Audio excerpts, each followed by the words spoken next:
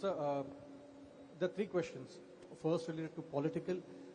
Mr. Kejriwal has said that he has given his guarantee that if he comes to power, or the India bloc comes to power, they'll take back the China. So, they'll take back the land from China. He's not going to come to power. So, what's that guarantee? Why?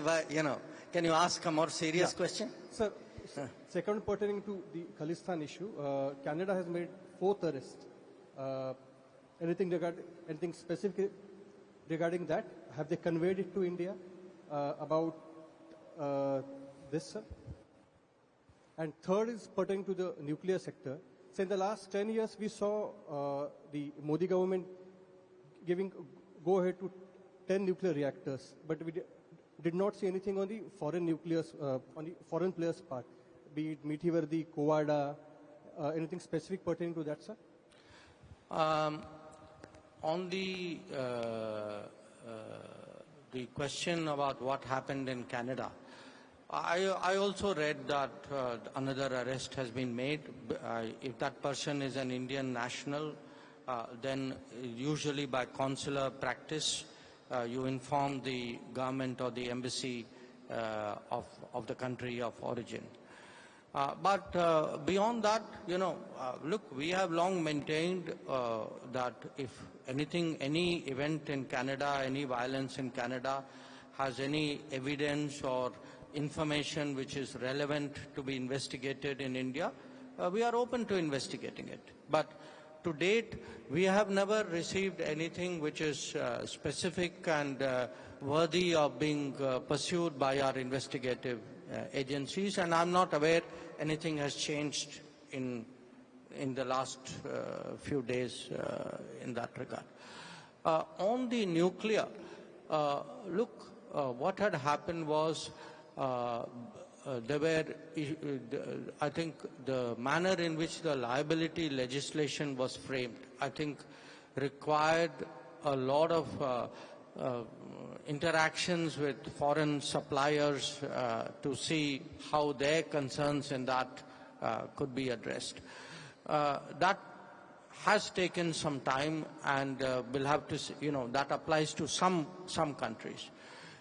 In regard to some other countries where the liability issue is better understood, or they don't have the same degree of concerns because the nature of the structure of their industry is very different, I think we have discussions underway, as you know, where Kudankulam has progressed.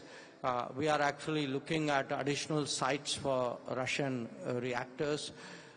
With regard to the French, we have ongoing discussions with them. A lot of it, a lot of it is like the validation of the technology. Some of it is the cost of the production. The energy scenario itself has been changing. If you look, power costs per unit in India have been coming down.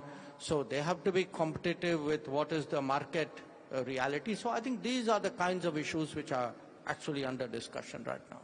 Mr. Jaishankar, hi, this is Rahul Kabat from the Times Group. You briefly talked about the manufacturing sector, especially Make in India initiative, we being, global hub in the, as a manufacturing policy across the world. So my question is, how growth in manufacturing, especially in India, is likely to provide more resources to your foreign policy toolkit, especially when the entire India is looking for a China Plus model? No, see, let me give you a few examples.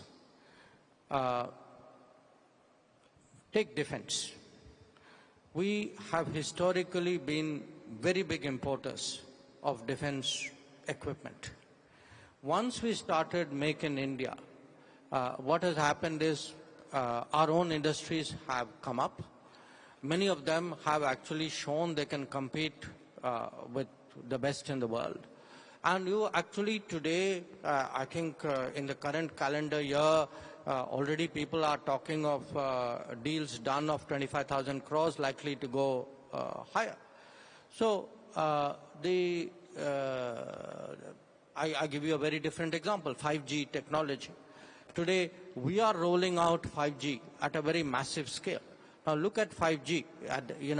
It's 5G is either done by China or it's done by Europe or it's done by Korea. There's a global market out there in 5G. Now, we have, for example, an understanding with the United States that they would allow our companies to participate in some of what they call rip and replace programs out there. So I would say one of the, again, I contrast pre-14 and post-14. Post-14, Modi Sarkar believes that we have to grow agriculture, we have to grow manufacturing, we have to grow services. We will not use environmental arguments to kill manufacturing the way the previous government used to do. We have confidence in the business people of India, in the workers of India, in the technologists of India. We do not believe, like Raghuram Rajan and Rahul Gandhi, that this country is incapable of manufacturing. We do not share that belief. We actually believe in the people of India. And if you do not today manufacture, how will you develop the technology?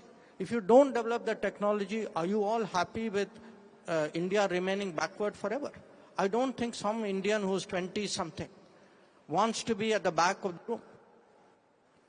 Rahul Gandhi may want to be. But I don't think that's the national mood in India. I think the national mood in India is we are capable, we will compete, we will develop our own technologies. And you see, wherever we have supported, look at drones today, look at space today. Look at, as I said, COVID. I mean, we came up with our own vaccine. And actually people said, don't use it. And you know who said don't use it? So I put it to you today. When I said today, the choice between the country is strengthen Modi's hands or Modi hatao. But I also say the choice before the country is, are you confident? Are you self-assured? Do you believe in yourself? Or are you want to return to the past, you have no faith in yourself, you have no faith in your people? I think that is also today a choice before the country. Hi, this is Ryosuke Hanada from Nikkei, the Japanese news agency. And in association with the Make in India initiative, the government has tried to increase the share of the manufacturing sector in GDP to 25%. But I'm sorry to say that still the target has not achieved. And what do you think of the reason? What do you think of what the Indian government should do for this? You know, increasing manufacturing is not that easy, given the kind of mistakes that were made in the past, or the lack of progress, I would say, in the past. I'll give you an example. If we don't have the infrastructure, how do you expect competitive manufacturing to come in a country which doesn't have a high-quality infrastructure? So it's not a question of how do I increase manufacturing. I have to, change the infrastructure. Then look at the human resources.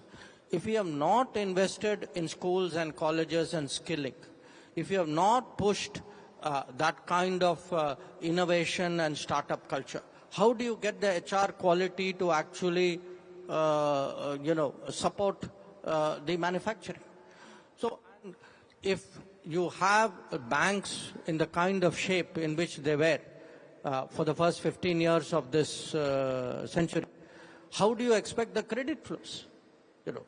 So if you make, the cost of capital difficult, you made the cost of logistics difficult, you made the quality of human resources poor, obviously manufacturing is going to have a problem. Now, it has taken us 10 years. We have worked very hard at it. I think you are seeing the results of that.